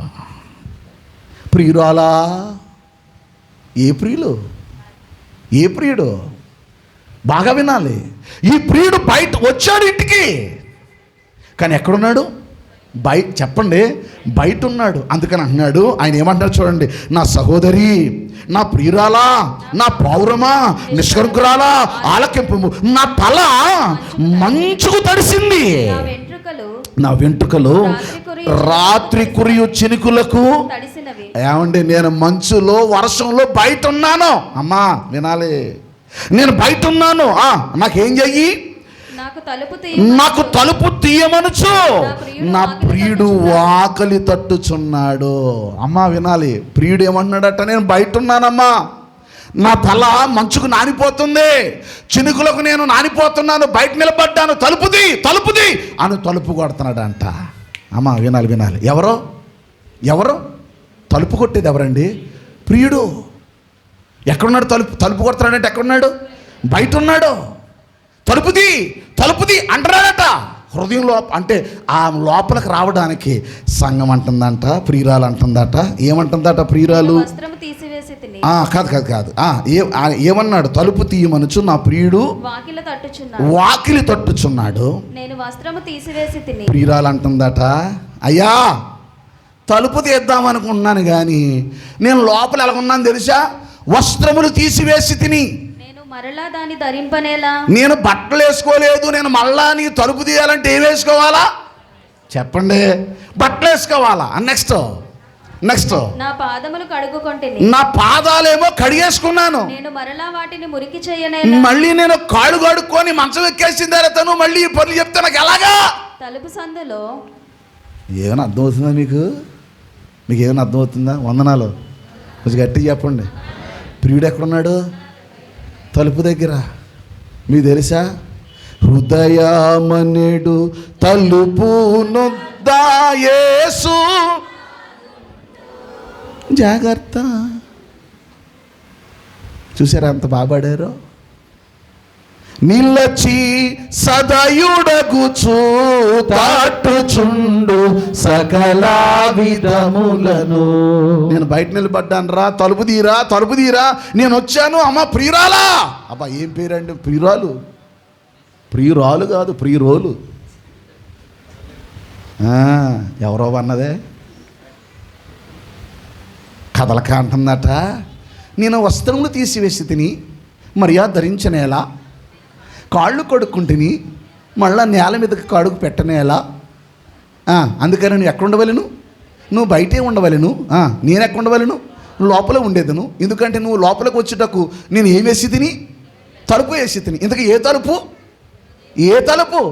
హృదయమైన తలుపు వేసేసి లోపలికి రానిస్తేగా. నువ్వేం తీసేసిందట ప్రియురాలు? బట్టలు తీసేసిందంట. ఇంకేం చేసిందట? కాళ్ళు కడిగేసుకుందంట. దిగదట. ఇంకా బ్యూటిఫుల్గా ఉంటుందండి. మూడో అధ్యాయంలో చూడండి ఒకసారి. 3వ అధ్యాయం 1వ వచనం. రాత్రి వేళ పరుండి ఉండి నేను నా ప్రాణప్రియుని వెతికితిని. ఎంత మంచి ప్రియురాలో చూసారా? అందరూ నాతో చెప్పండి. రాత్రి వేళ సౌండ్ పెంచి చెప్పండి. రాత్రి వేళ పరుండి ఉండి నా ప్రాణప్రియుని వెతికి తిని. అర్థం కాలేదా? రాత్రి వేళ పరుండి ఉండి ప్రాణప్రియుని వెతికిందట. పడుకొని మంచం మీద అలా పడుకొని మా ఆయన ఎక్కడున్నాడో అని వెతుకుతుందంట ప్రియురాలు. నెక్స్ట్ ఏంటట? వెతికినను, ఎక్కడ వెతుకుతుందట? పడుకొని. దేని మీద? మంచం మీద. ఎందుకు పడుకుంది? బట్టలు తీసేశాను. ఇలా చూస్తారేటండి బాబు. బట్టలు తీసేశాను, కాళ్ళు కడిగేసుకున్నాను, మంచం మీద పడుకున్నాను. ప్రియుడు ఎక్కడున్నాడు? బయట ఎక్కడున్నాడు? తలుపు దగ్గరే. ఇప్పుడు ఏం తీస్తే లోనికి వస్తాడు? తలుపు తీస్తే. కానీ ప్రియురాలు ఎక్కడుంది? ఎక్కడుంది? మంచం మీద. లోపలంటే ఎక్కడుందిరా? పడుకున్నానంటే మంచం మీద ఉంది కదండి. ఎందుకు పడుకుందంటే పైగా బట్టలు తీసేసి తిని కాళ్ళు కడుక్కుంటుని, అందుకని నేను దిగలేను. ఆయన ఏమన్నాడు బయట ఉండి? తల నానిపోతుంది తల్లి, చినుకులు పడుతున్నాయి, తల నానిపోతుంది, మంచుకు తడిసిపోతున్నాను, చినుకులకు నానిపోతున్నాను, తలుపు తట్టుతున్నాడు, తలుపు తడుతున్నాడు. అమ్మా, ఇదని అర్థమవుతుందా? దేవుడు కూడా నీ హృదయం అనే తలుపు దగ్గర నిలబడి నీ మనసు హృదయపూర్వకంగా నువ్వు నా దగ్గరికి రావాలని తలుపు తడుతుంటే నువ్వు తలుపు తీస్తున్నావా? తలుపు తీస్తున్నావా? తలుపు తీయగలుగుతున్నావా? ఎంతసేపు నిలబెట్టి నీ ప్రియుడు తలుపు కొడుతుంటే అర్థం కావడం లేదు నీకు? బయట నిలబడి నీ దేవుడు తలుపు తడుతున్నాడే, నీ హృదయాన్ని మూసేసావా? తలుపు తీయలేకపోతున్నావా? పైగా ఏమంటుందో తెలుసా అండి? చదువుతాం చూడండి. నా ప్రియునికి తలుపు తీయలేచి తిని, మళ్ళీ పైన చదువుతాం చూడండి. నేను వస్త్రమును తీసివేసి తిని, నేను మరలా దాన్ని ధరింపనేలా పాదములు నేను కడుక్కున్నాను, నేను మరలా వాటిని మురికి చేయనేలా. తలుపు సందులో నా ప్రియుడు చెయ్యి చెయ్యి ఉంచగా నా అంతరంగము, అంటే ప్రయత్నం చేస్తున్నాడు. నువ్వు ఎలాగో తీయడం లేదు కదా అని ఆయన చెయ్యెట్టి ట్రై చేస్తున్నాడట. ఏం తీయడానికి? తలుపు తీయడానికి. అప్పుడు జాలేసిందంట. జాలేసి ఏం చేసిందట? నా ప్రియునికి తలుపు తీయ, అంటే నానిపోయి తడిసిపోయి బయటుండి తలుపు కొడుతున్నా లెగలేక, తలుపు తీయక పడుకొని చెయ్యి పెట్టి ఇంకా ప్రయత్నం చేస్తుంటే అప్పుడు తలుపు తీయడానికి ట్రై చేసిందంట. తలుపు కొట్టాడు. లోపల భార్య ఏముంటుంది? ఏముంటుందండి? తలుపు వేసేసింది, తలుపు కొట్టారు. భార్య ఏముంటుందండి? మాట్లాడరేటండి? ఇటు అలా చూస్తున్నారేట? అలా మీరు లోపల ఉన్నారు, బయట తలుపు కొట్టారు, ఏం అడుగుతారు మీరు? మాట్లాడండి. అవి మీరేం మాట్లాడట్లేదు. తలుపు కొట్టారని మీరు ఏమంటారు? ఎవరో మాట్లాడండి బాబు. అవునా? మీరు తలుపు వేసేసుకున్నారు, లోపల పడుకున్నారండి. భర్త వచ్చాడు, తలుపు కొట్టాడు, ఏమంటావు? ఎవరో అంటావు. అక్కడి నుంచి నేనో అంటాడు. అప్పుడు ఏం చేస్తావు? తలుపు తీస్తావు. పక్కింటికి వెళ్ళి తలుపు కొట్టావు. ఎవరో అందావిడి. నేను అన్నాడు. లోపల ఉన్నాడు అన్నాడు. ఎవడాడు అన్నాడు. మాట పట్టుకోండి, మరి మాట పట్టుకోండి. అర్థం కాలేదా? తలుపు వేసేసావు. తలుపు కొడుతుంటే నీ భర్త స్వరము నీకు తెలుసు. వెంటనే ఏం చేస్తావు? తలుపు తీస్తావు. ఎవడో వచ్చి తలుపు కొడితే చిత్త కొట్టేస్తావు. నువ్వన్నా చిత్త కొట్టేస్తావు, మీ ఇంట్లో ఉన్నాడన్నా చిత్త కొట్టేస్తాడు. ఎవడ కొడితాడు? తలుపు తీయో. కానీ ఇక్కడ తలుపు కొట్టేవాడు ఎవడో తెలుసా? నీ ప్రియుడు. ముగించేశాను. మందిరం ఎందుకమ్మా?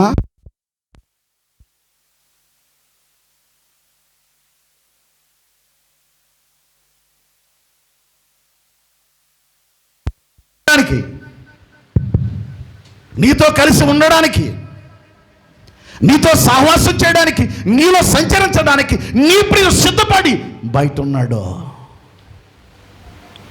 నీ హృదయం అనే తలుపులో పనికిరానన్నీ పెట్టేసుకొని లోపలెట్టేసుకోనమ్మా. ఏమనుకోకుండా, అయ్యా ప్లీజ్ వందనాలండి, అందరికి వందనాలండి. తలుపు తీయడం లేదు.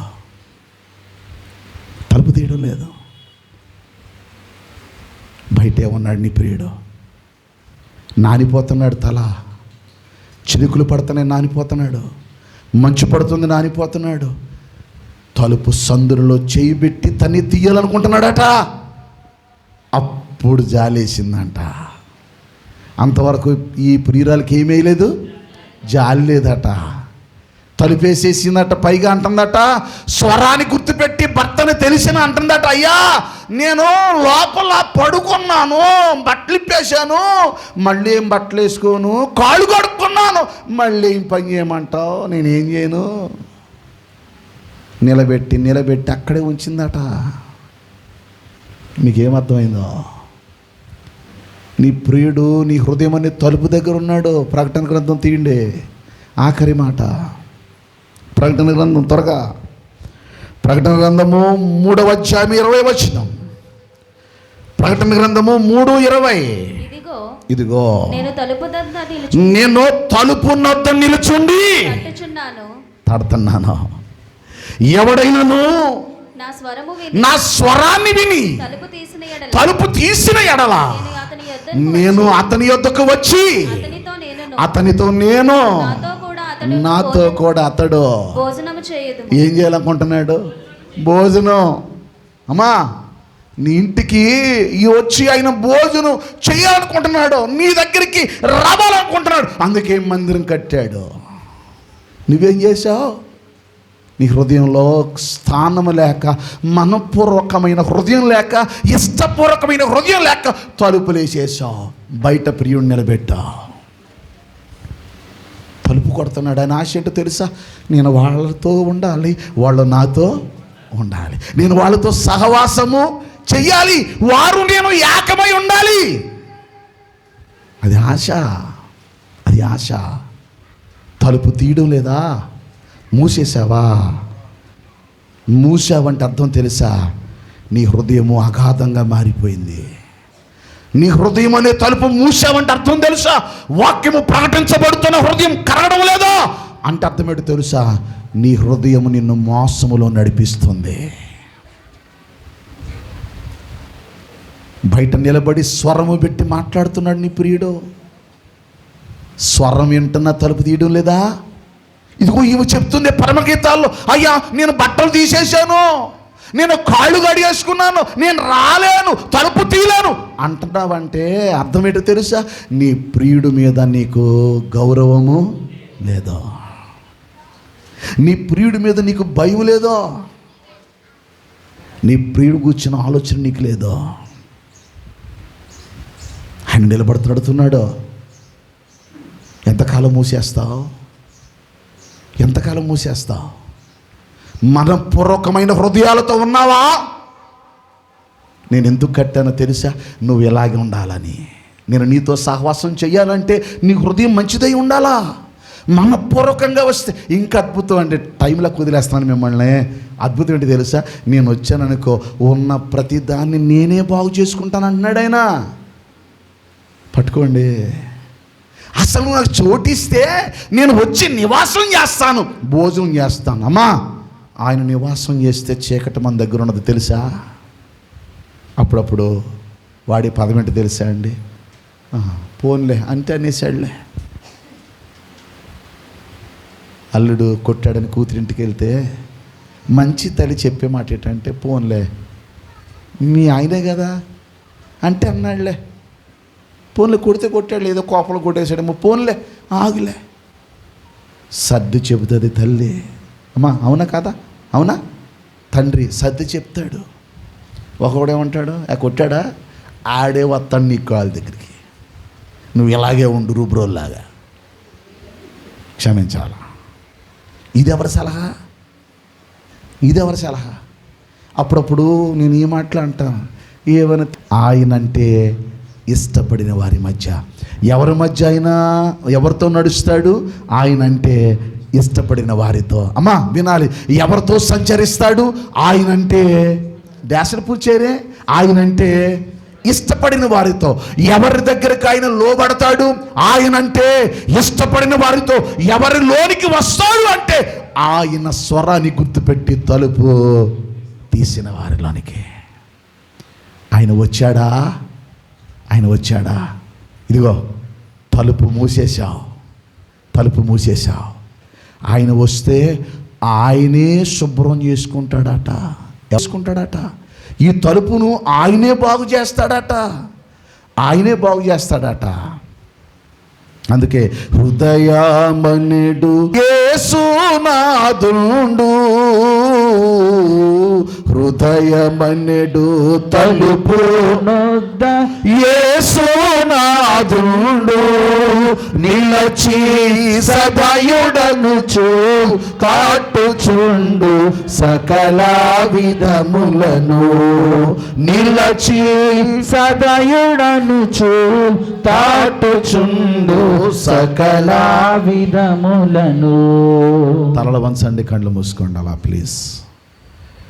సకల విధాలతో నీ దేవుడు తలుపు తడుతుండగా, నీలో నివసించాలని, నీతో నడవాలని, నీతో సహవాసం చేయాలని నిన్ను తన ప్రత్యేకమైన స్థానంలో పెట్టి, ప్రియురాలా నా ప్రాణేశ్వరి,